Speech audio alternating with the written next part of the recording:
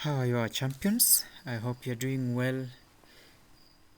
Today we start with the remaining topic, international trade. Today is lesson 1. And in lesson 1, definitely if you review from Form 1 about home trade, in international trade now we are expanding the boundaries. Remember, in home trade you are just talking about exchange of goods and services within the boundaries of our country, Kenya. If you are talking about international trade, we want to expand boundary. Now we want to deal with other foreign countries, and as you can clearly see, it involves exchange of goods and services between two and more countries. The notes are self-explanatory in terms of bilateral trade, multilateral trade.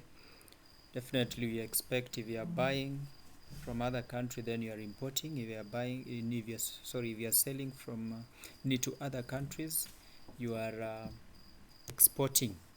Now the advantages of international trade, in these notes I've tried to highlight whatever you are seeing in bold.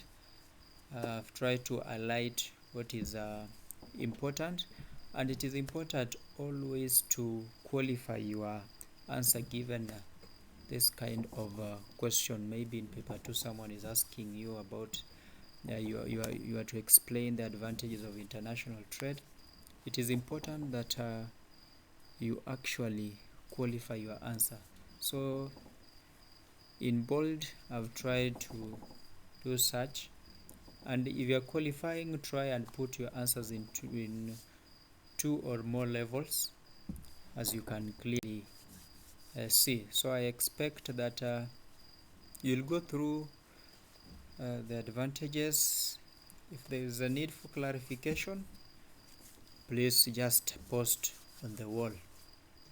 The disadvantages of international trade, the same thing. I expect you can read through. I've tried to simplify and make the notes to be kind of self-explanatory, so I expect you will be able to go through and understand. Now the differences between local and foreign trade, we expect that you still remember about the local trade, which is the home trade. In the table given below, you can clearly see how we're trying to compare between local trade and foreign trade.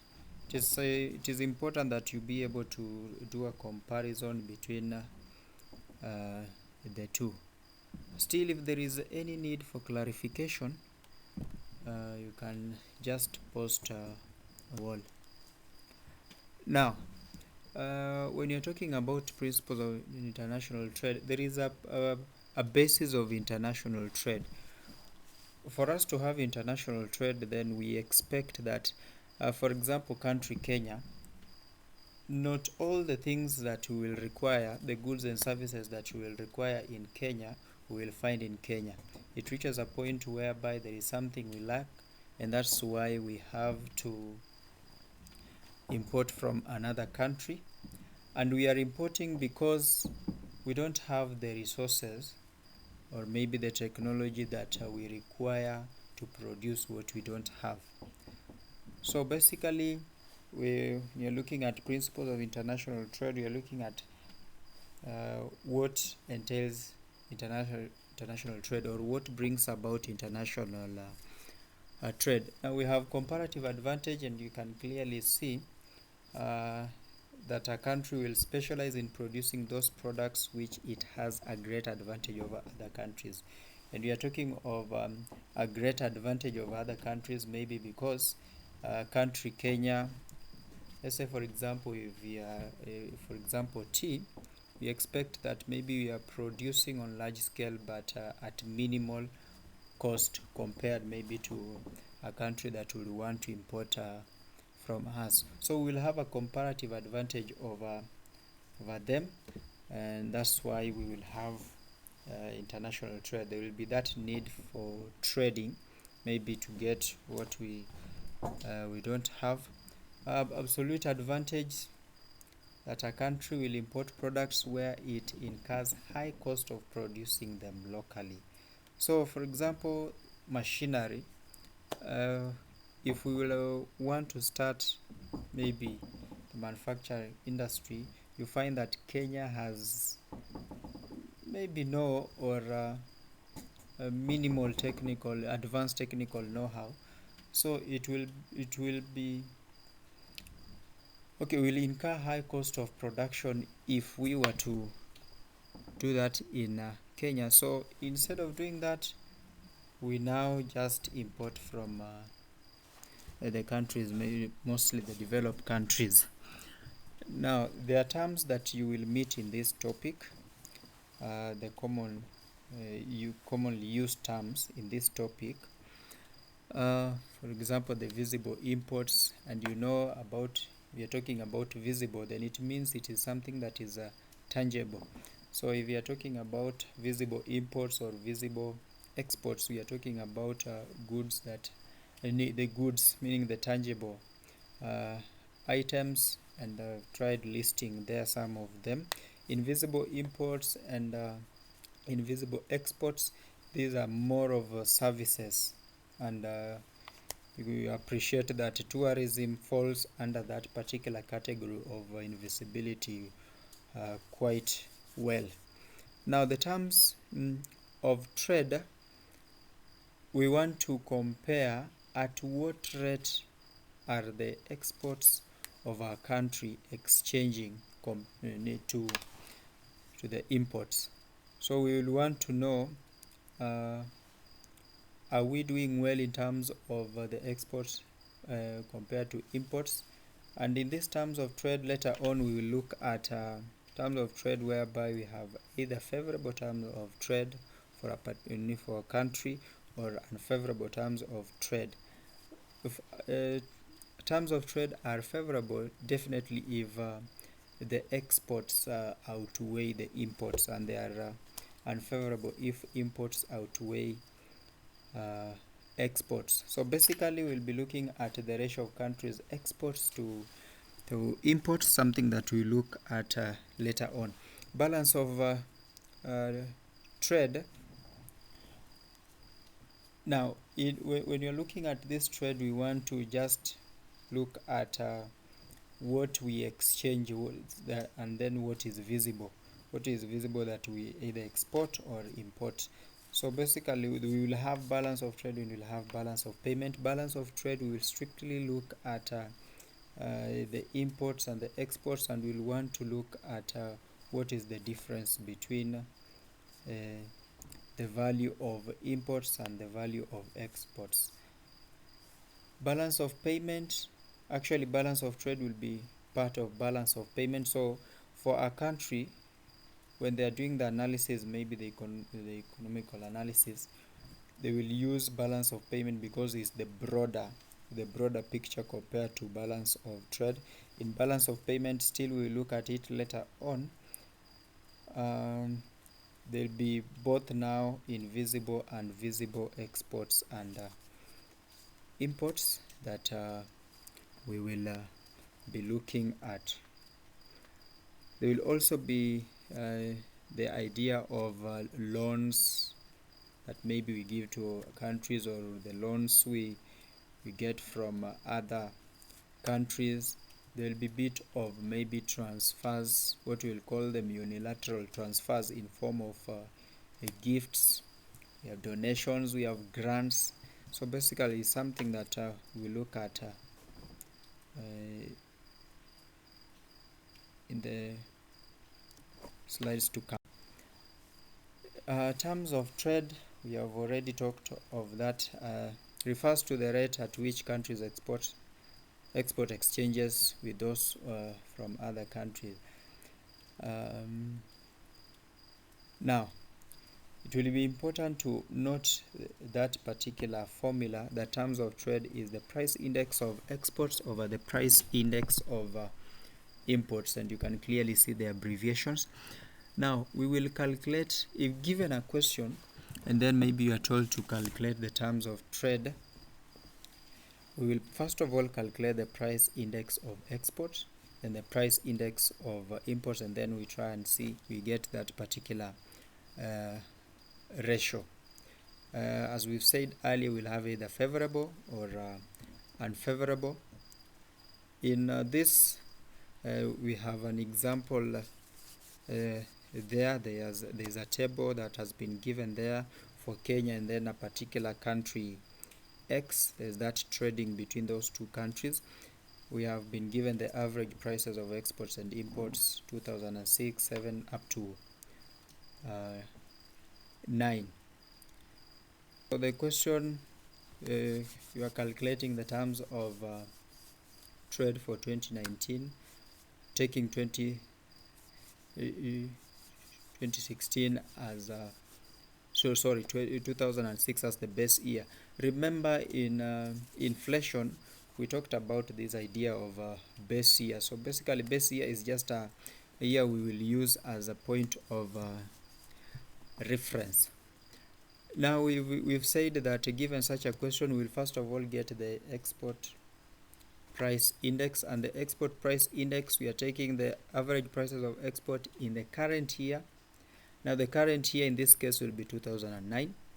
Then we'll have the base year. The base year is given as 2006.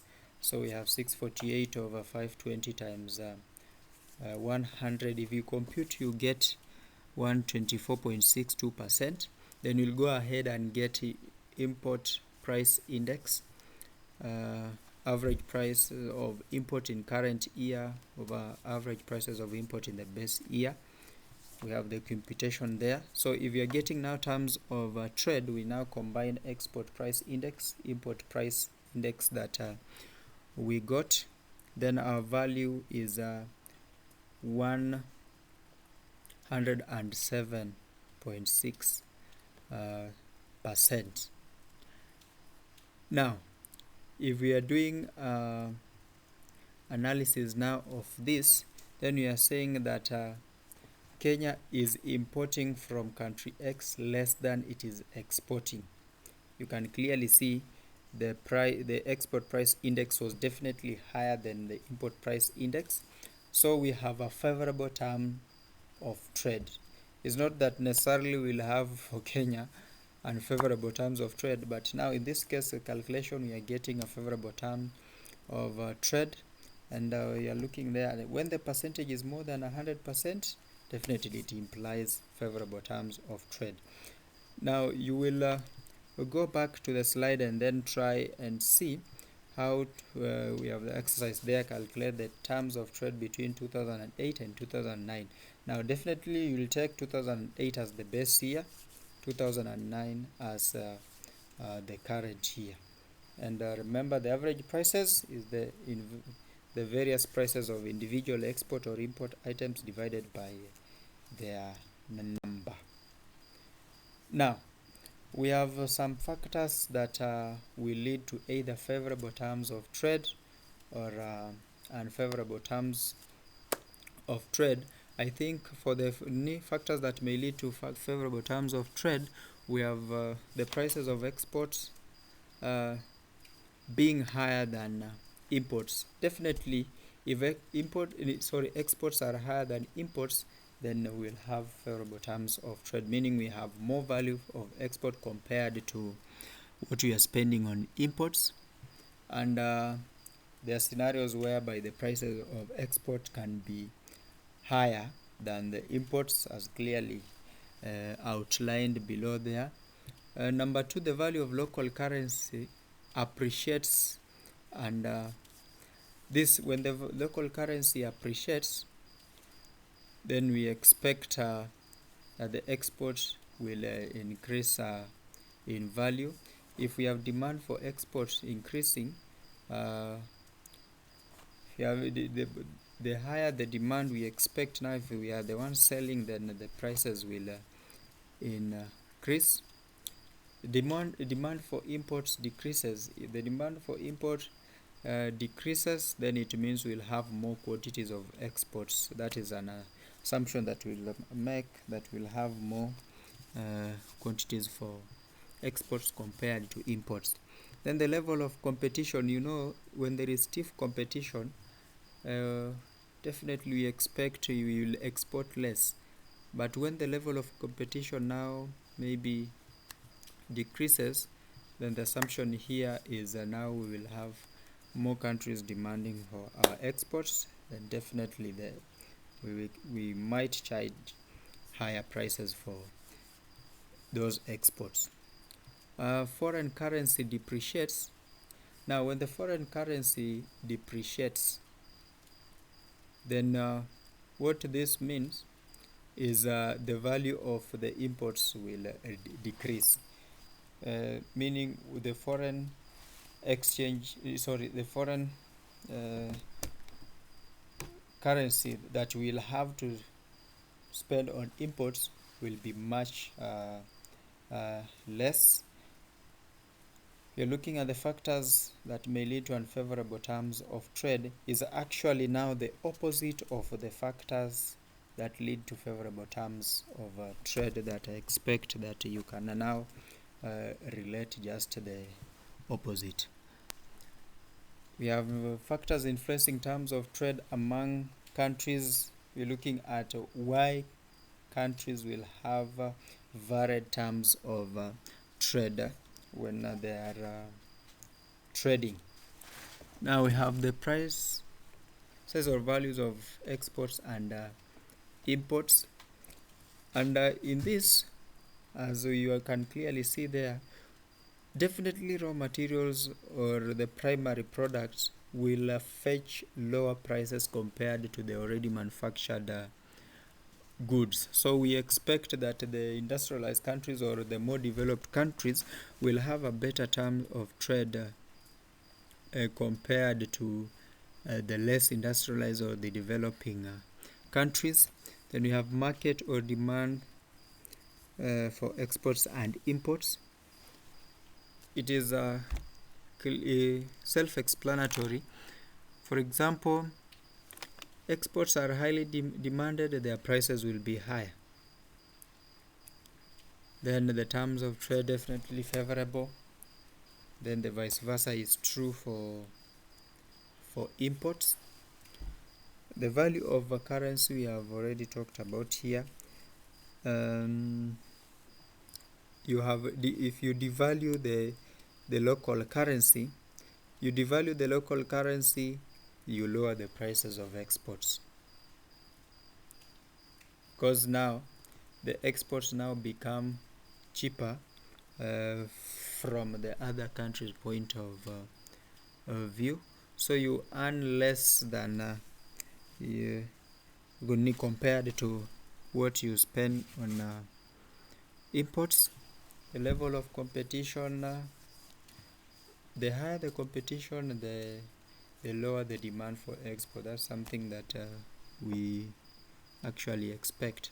Then the bargaining power, this one also called the economic order in the world market. There are countries that will definitely have a say. They will definitely have a say in terms of international trade. Call them the superpowers. They will definitely have a say. So they will have a greater influence the world market, and then they will be able to influence the prices in their favor. So whatever they're exporting actually will be charged higher. So countries with a greater influence, we expect they will have a better terms of trade, favorable terms of trade compared to the others. Remember, these superpowers, most of them are dealing with the manufactured goods and services. Then the type of goods and services imported and exported. We have already talked about this, that manufactured goods will definitely will have a higher value compared to raw materials or primary goods. And you remember, raw materials are being gotten at the first level of production, the extraction. They will definitely fetch lower value compared to the manufactured goods, and that will lead to the varied terms of trade. Balance of trade, we have already said when we are looking at the definition, the commonly used terms in international trade. We will clearly embark on the difference between the value of countries' visible exports and visible imports over a period of time.